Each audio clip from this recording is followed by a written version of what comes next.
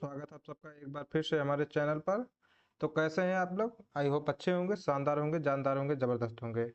तो दोस्तों, जैसा कि आप सब जानते हैं, जो चैप्टर चल रहा है नंबर सिस्टम, आज ये इसका पार्ट नंबर 4 है, जिसमें आज हम तीसरा टाइप का सवाल पढ़ाने जा रहे हैं। ठीक, तो अगर आपने पिछला वीडियो नहीं देखा तो जाकर आप सब देख सकते हैं उसे हमारे चैनल पर। तो चलिए स्टार्ट करते हैं आज के क्लास को।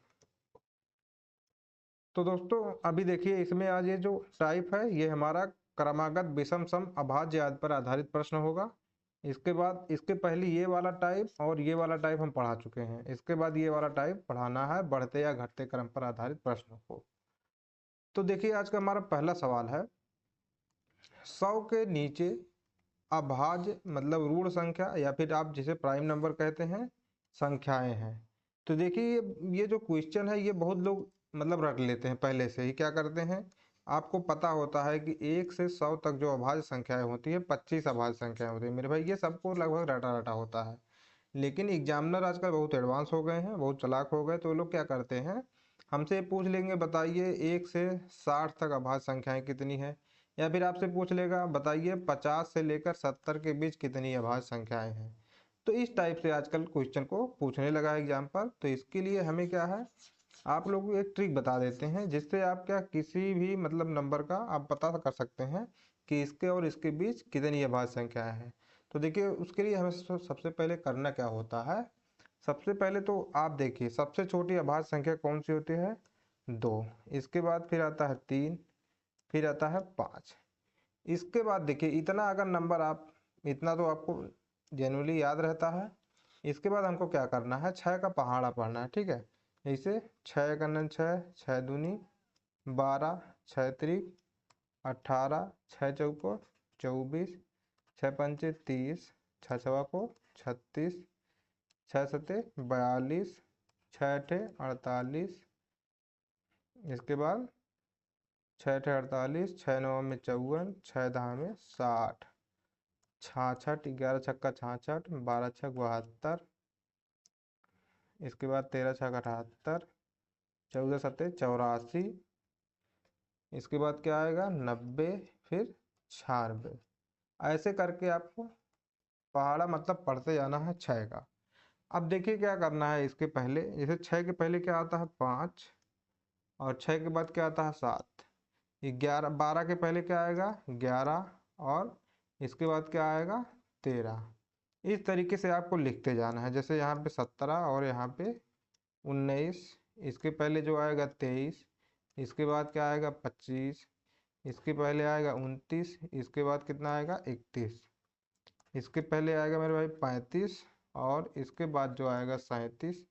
इसी तरीके से आपको इसके आगे भी ऐसे सबके लिखते जाना है। जैसे चलिए ये बीच वाला हम छोड़ देते हैं, एक काम करते हैं, ये बीच वाला छोड़ दें, नहीं थोड़ा इसको और किनारे करते हैं, नहीं तो यहाँ पे स्पेस कम पड़ रहा है। ठीक, तो चलिए इसको हम थोड़ा और किनारे कर देते हैं।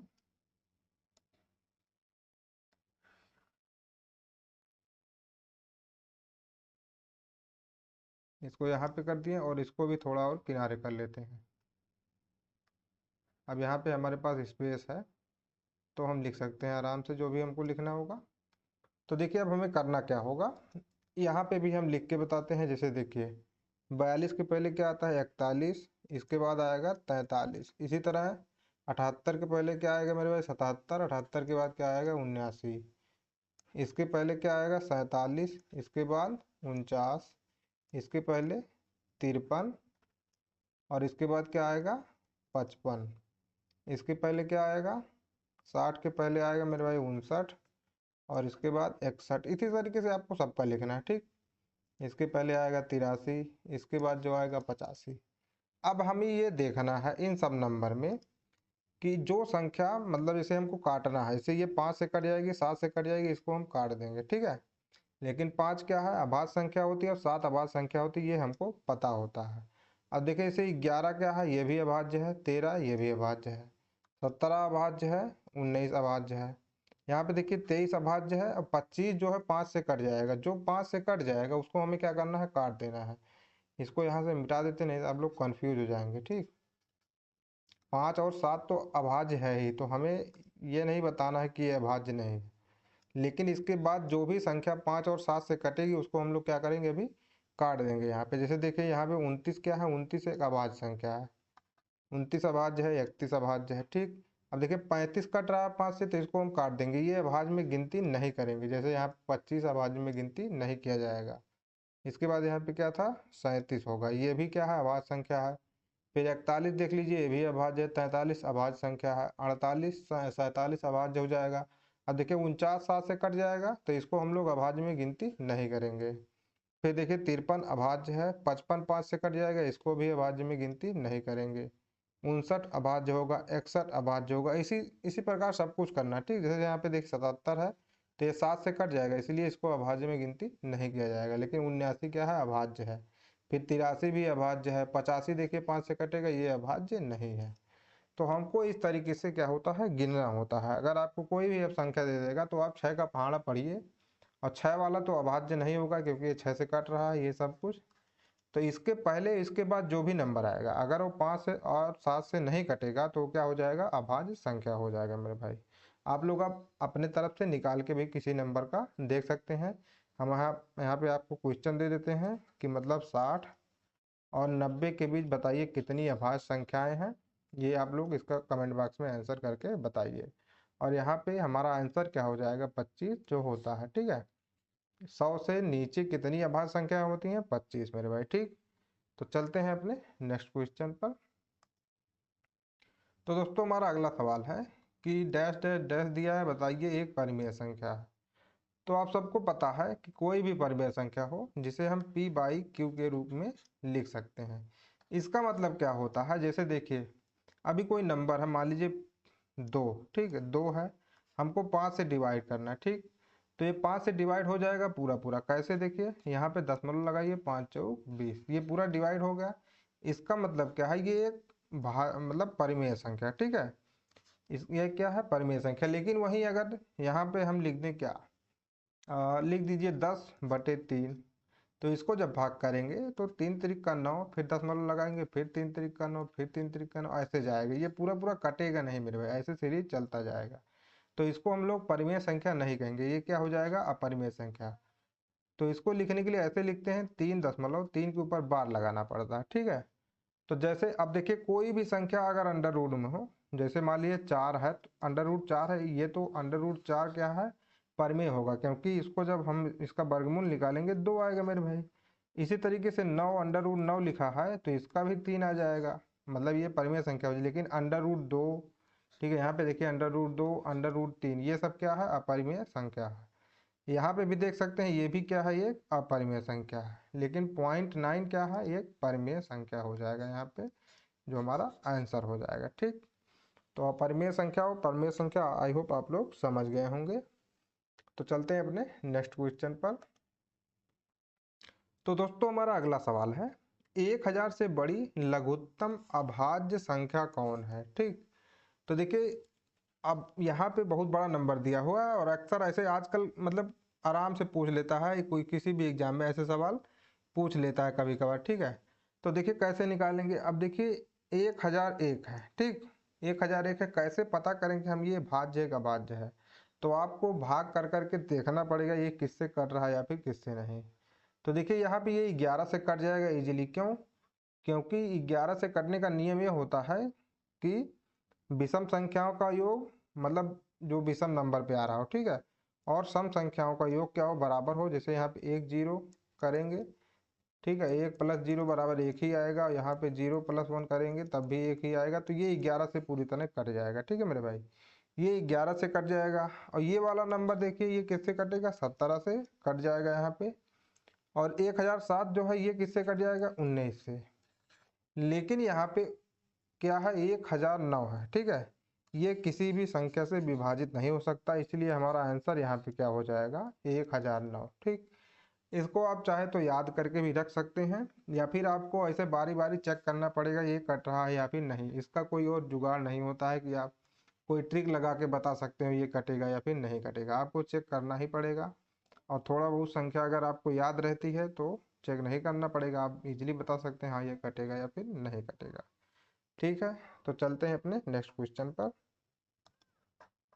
तो दोस्तों हमारा अगला सवाल है यदि तीन क्रमागत संख्याओं का योग 51 है तो तीनों में से अल्पतम संख्या कौन होगी। ये हमसे कह रहा है कि तीनों में सबसे छोटी संख्या कौन सी होगी। तो चलिए इसको करके बताते हैं। दिया है यदि तीन क्रमागत संख्या है, तो आप लोगों को हम जो पहले पार्ट पढ़ाए उसमें ही बताए थे कि क्रमागत संख्या जब भी बोले तो हमको क्या करना होता है। जैसे मान लीजिए यहाँ पे तीन क्रमागत संख्या बोला है तो पहली संख्या आप क्या मानेंगे, x, दूसरी मान लीजिए x+1 और तीसरी संख्या मान लीजिए आप x+2। ठीक है, इनमें दिया है का इनका योग कितना है 51, तो सबका क्या करेंगे अब हम योग करेंगे। यहाँ पे प्लस का निशान मार दीजिए और यहाँ पे भी प्लस का। तो देखिए x और x मिलके कितना हो जाएगा 3x, और 1 और 2 मिलके कितना बन जाएगा मेरे भाई 3, बराबर क्या हो जाएगा 51। तो 3x बराबर 3 हो जाएगा, घट जाएगा, क्या हो जाएगा 48। तो x बराबर क्या होगा 16। तो हमारे पास x बराबर कितना आ चुका है 16। तो हमसे पूछा अल्पतम बताइए। ठीक है, तो अल्पतम क्या मतलब क्या होता है, सबसे छोटी संख्या। तो यहाँ पे सबसे छोटी संख्या देखिए क्या हो जाएगा 16। तो चलिए देखते हैं ऑप्शन में, यहाँ पे 17 है, 15 है, 9 है और 21 है। तो ऑप्शन में मैच नहीं कर रहा है, तो इसको 15 को आप लोग क्या बना सकते हैं, यहाँ पे 16 बना लीजिए 15 को। इसको हम लोग ऐसे करके क्या बना लेते हैं 16। ठीक है, तो यहाँ पे 16 ही आंसर होगा। सबसे छोटी पूछा है, अगर हमसे सबसे बड़ी संख्या पूछा होता तो x+2 मतलब 16 दो क्या हो जाता 18 हो जाता। ठीक है, सबसे बड़ी पूछा होता तो हम लोग x+2 कर देते, तो सबसे बड़ी 18 आता, और सबसे छोटी पूछा है तो यहाँ पे 16 क्या हो जाएगा हमारा आंसर। ठीक है, तो चलते हैं अपने नेक्स्ट क्वेश्चन पर। तो दोस्तों हमारा अगला सवाल है, अब दिया है 60 एवं 75 के बीच पड़ने वाली ऋण संख्याओं का योगफल क्या होगा। तो अब देखिए यहाँ पे हमारा जो जुगाड़ बताए थे पहले वाले क्वेश्चन में वो काम आ जाएगा, क्योंकि हमसे क्या पूछा 60 एवं 75 के बीच। ठीक है, तो जैसा कि हम 6 का जब पहाड़ा पढ़ेंगे मेरे भाई, तो 60 के बाद क्या आएगा 66 आएगा, इसके बाद 72 आएगा। ठीक, इतना ही आएगा। 60 एवं 75 के बीच हमको पूछा है, तो हमको 60 के पहले वाला तो लेना नहीं है, 75 के बाद वाला भी नहीं लेना है, तो दो ही ये नंबर पड़ेगा। और दो नंबर जैसे 66 के पहले मेरा भी क्या आएगा 65, और 66 के बाद क्या आएगा 67। इसी तरीके से 72 के पहले क्या आएगा 71, और 72 के बाद क्या आ जाएगा 73। अब देखिए यहाँ पे 65 जो है ये 5 से विभाजित हो जाएगा। ठीक, 65 5 से विभाजित हो जाएगा, तो इसको हम लोग, ये अभाज्य संख्या नहीं होगा, तो कितनी अभाज्य संख्या हो जाएगी 3, 67, 71 और 73। अब हमसे पूछा है इनका योग बताइए, तो आप लोग इजीली इसको निकाल सकते हैं 67 प्लस 71 प्लस 73। तो देखिए 7 3 10 1 11, 7 7 14 6 20 1 21। तो कितना आ गया योग इसका 211। अब जो लोग रटे रहेंगे कि अभाज्य संख्या, वो लोग क्या करते रहेंगे फिर निकालेंगे उसको, फिर यहाँ पे योग निकालेंगे। लेकिन हमको देखिए इजीली है, बस पहाड़ा 6 का पढ़ो और समय से निकाल दो। हमको गुणा भाग करने की कोई ज़रूरत नहीं है, कौन सा सोचना ही नहीं है इसमें कौन अभाज्य है या कौन नहीं है। बस वहाँ पे ये देखते चलिए कि जो 5 और 7 से अगर कट रहा है तो अभाज्य नहीं भाज्य माना जाएगा। ठीक, तो चलते हैं अपने नेक्स्ट क्वेश्चन पर। तो हमारा अगला सवाल है, 1 से 27 तक विषम संख्याओं तथा सम संख्याओं के योग में कितना अंतर है। ठीक है, तो देखिए इस सवाल को लगाने का दो जुगाड़ है। सबसे पहले तो हम क्या करेंगे 1 से 27 तक सभी विषम संख्याओं को लिखेंगे, जैसे 1 है, ठीक, फिर 3 आएगा, इसके बाद क्या आएगा 5 और 7 9, ऐसे ऐसे करके हम लिखते चले जाएंगे। ठीक, और लास्ट में हमारा नंबर कितना आ जाएगा 27, क्योंकि 27 भी विषम ही है। और एक तरफ हम क्या लिखेंगे सम, 2 4 6, और ऐसे डट डट डट कर कितना तक पहुंचेगा ये 26 तक, क्योंकि 26 लास्ट वाला सम संख्या क्या हो जाएगी 26 ही होगी। ठीक है, तो अब देखिए बहुत लोग, आप इसमें ये काम भी कर सकते हैं कि आप इसको एक एक करके सब जोड़ सकते हैं। ठीक है, आप जोड़ करके भी क्या है इसका आंसर निकाल सकते हैं, या फिर आपको एक फार्मूला मैं बता देता हूँ। फार्मूला देखिए क्या होता है, समांतर श्रेणी का एक फार्मूला है क्या, Sn बराबर n/2 a प्लस एल। मेरे भाई ये एक फार्मूला होता है, लेकिन इसमें आपको संख्या पता होनी चाहिए कि कितनी संख्याएं हैं। ठीक, अब जैसे हमको 1 से 27 तक अगर निकालना है मेरे भाई कि विषम संख्या कितनी है, तो आप इजीली बता सकते हैं। देखिए कितना हो जाएगा विषम संख्या 14। ठीक, कितना हो जाएगा 14, और यहाँ पे सम संख्या कितनी हो जाएगी 13। ठीक है, तो 14 विषम संख्याएं इसमें है और 13 सम संख्याएं हैं। बस इतना ही करना है आपको। इसके बाद अब कुछ नहीं करेंगे, आप सीधे सीधे क्या है इनका योग निकाल सकते हैं। हमसे देखिए सवाल में ऑप्शन के हिसाब से तो हमको ये नहीं लग रहा सबका योग निकाला है। यहाँ पे देखिए विषम संख्या और सम संख्याओं के योग में कितना अंतर है। अच्छा, हमको अंतर पूछा। ठीक, तो हम पहले सम संख्याओं का योग निकालते हैं। तो मेरे भाई Sn बराबर क्या हो जाएगा, पहले विषम का निकालिए। विषम की संख्या कितना है 14, तो 14 बटा 2, यहाँ पे 2 कर लीजिए। 2 ए मतलब फर्स्ट नंबर, मतलब 1 प्लस एल मतलब लास्ट नंबर, कितना है 27 है। इसके बाद क्या हो जाएगा ये 14, और इसको 2 से आप भाग कर दीजिए, नहीं तो अभी कर देते हैं। ठीक है, ये क्या हो जाएगा 28 बटे में 2। तो कुल मिला के कितना आया 14 गुणे 14 ही आया। ठीक है, अब इसके बाद हम लोग सम संख्या का निकालते हैं। Sn बराबर, अब देखिए n कितना है 13 है, क्योंकि सम संख्या कितना है 13, और a कितना है इसमें 2, और रियल कितना है मेरे भाई 26, क्योंकि लास्ट नंबर क्या है 26 है। अब इसका बराबर जब हम करेंगे तो 13 गुणे, अब यहाँ पे देखिए कितना आएगा 26 2 28 बटे में 2, तो कुल मिला के कितना बचा 13 गुणे 14। ठीक, अब हमको अंतर अगर पूछा है तो हम क्या करेंगे। अंतर देखिए पहले आया है 14 गुणे 14, माइनस फिर कितना होगा -13 गुणे 14, यही तो हो जाएगा 14 गुणे 14, 14 गुणे 14, पहला तो क्या है 14 गुणे 14। ठीक, इसके बाद माइनस कितना हो जाएगा मेरे भाई 13 और गुणे 14, बस यही करना है। अब इन दोनों में आप 14 अगर कॉमन ले लेंगे, देखिए 14 को हम लोग यहाँ पे कॉमन ले लेते हैं, तो हमारे पास बचेगा कितना 14 माइनस 13, और 14 माइनस 13 कितना करेंगे 1 होगा, और 14 में जब मल्टीप्लाई करेंगे 1 का तो कितना आ जाएगा कुल मिला के 14 ही आ जाएगा। ठीक, तो हमारे यहाँ पे आंसर देखिए कितना हो जाएगा 14, जो कि ऑप्शन नंबर ए है।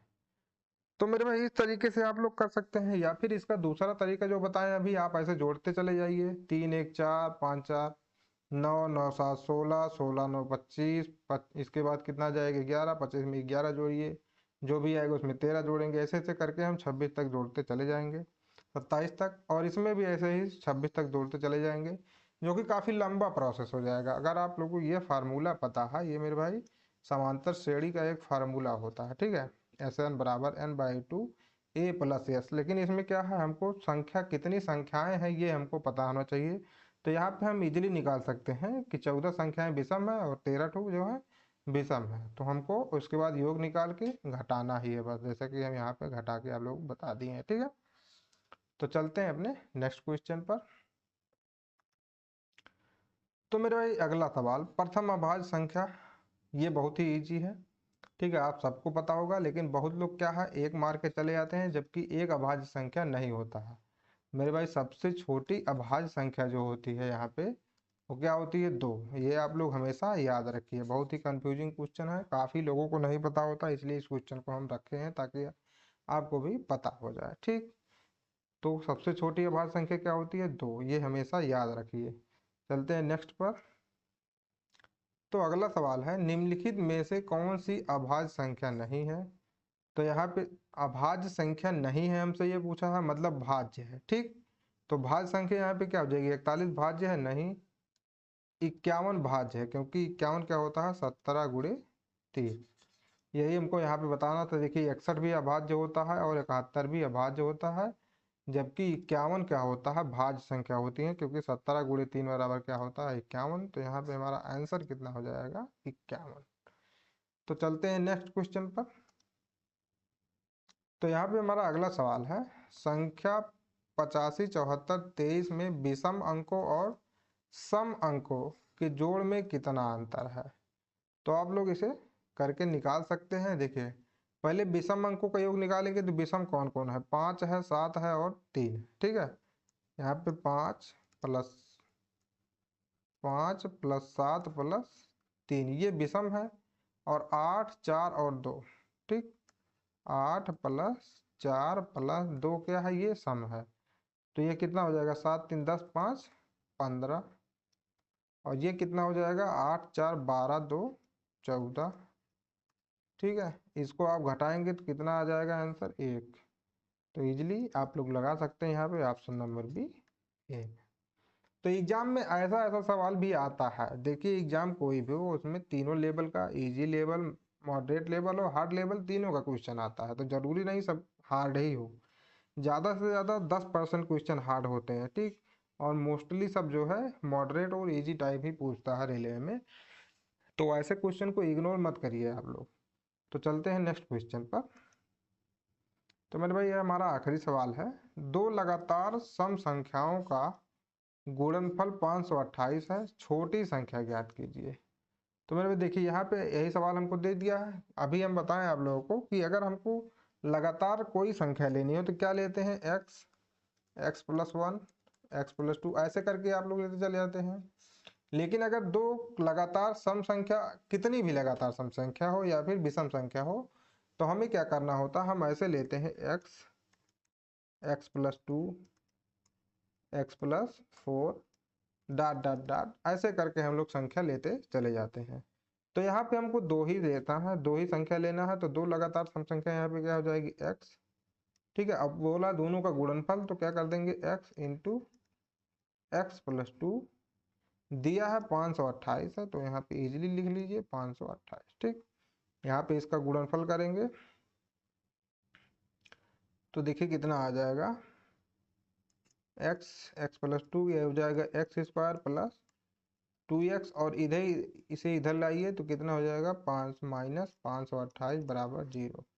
अब ये बन गया हमारा द्विघात समीकरण। ठीक, और इसको करने के लिए सबसे पहले क्या करना पड़ेगा, 528 का आप लोग गुणनखंड कीजिए।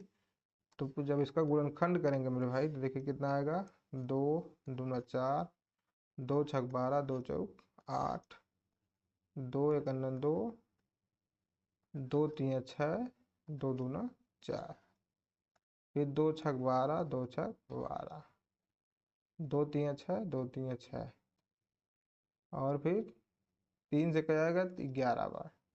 अब देखिए कितना बचा हमारे पास, 2 दूनी 4, दूनी 8, दूनी 16, और 16 तीन 48। ये तो होगा नहीं, हमको कुल मिला के लाना है 2 दूनी 4, 4 दूनी 8 त्रिक 24, और 11 दूनी 22, ये भी नहीं हो सकता है। फिर से करते हैं, 3 दूना 6, 6 दूनी 12, 12 दूनी 24, और 11 दूनी 22, ये हो जाएगा 24 और 22। तो क्या करेंगे यहाँ पे x² plus 24x minus 22x minus 528 equal to 0। तो x लेते हैं कामन, तो x प्लस कितना आ जाएगा 24, माइनस 22 लेंगे कामन यहाँ पे, तो कितना बचेगा x प्लस 24 बराबर 0। तो यहाँ पे जब x प्लस 24 कामन ले लेंगे, x प्लस 24, तो बचेगा कितना x माइनस 22 बराबर 0। और फिर जब इसे हल करेंगे पूरा पूरा, तो x माइनस 22 बराबर क्या लीजिए 0। तो x बराबर मेरे भाई कितना आ जाएगा 22। और जब एक बार हम लोग लेंगे x प्लस 24 बराबर 0, तो x बराबर माइनस 24 आएगा, जो कि आंसर नहीं होगा क्योंकि माइनस वाला हम लोग क्या कर देते हैं, इग्नोर कर देते हैं। तो यहाँ पे देखिए हमसे छोटी संख्या पूछा है, मतलब कि x का मान पूछा है। ठीक है, तो x बराबर कितना आ गया हमारे पास 22, जो कि यहाँ पे क्या है ऑप्शन नंबर सी सही है।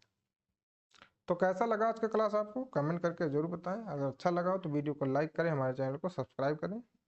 मेरे भाई अगर आपको इस क्लास का PDF नोट चाहिए तो आपको हमारे टेलीग्राम चैनल पर मिल जाएगा, जिसका लिंक हम आपको क्या है डिस्क्रिप्शन में दे देंगे। तो मिलते हैं कल फिर एक और न्यू वीडियो में, तब तक के लिए जय हिंद जय भारत।